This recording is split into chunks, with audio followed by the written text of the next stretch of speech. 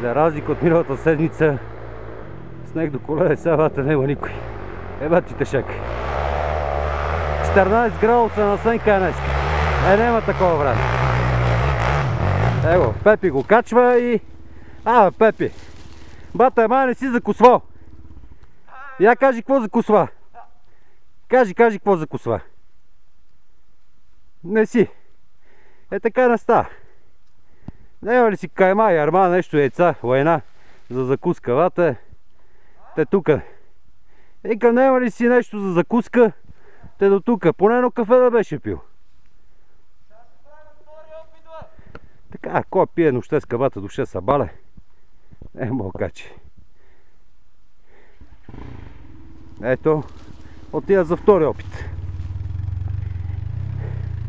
Се надяваме, понеже махмурлива все още, вземе да направи някой каскада. По принцип Пепи си е грациозен като руска балерина. Не му трябва много покана. Това пируети, скок пади дюл с венче и разни други такива салтанаци не са му чужди. Его, бръмчи! Бръмчи! Ама май само бръмчи. Това ванката, бе! Я оля ванката, какво прави? Ден! Айде, бе! Още малко! Ванка! Бата, не си доял манджичката сабале! Гледай, за 2 метра не можа да изкопаш!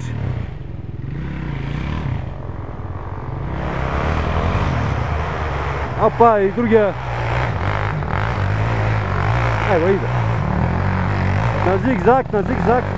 Те така му цялата работа! Викам, айде! Викам, не сте! Заедете около малко!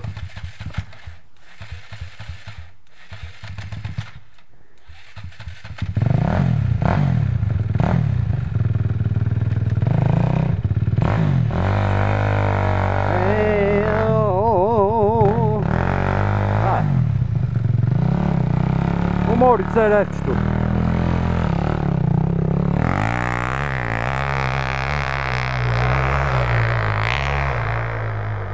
Опа! Дойде, запъна се и отпраши транзит, като турски тир. Ваньо! Ко става, бе? Да не си намери нещо?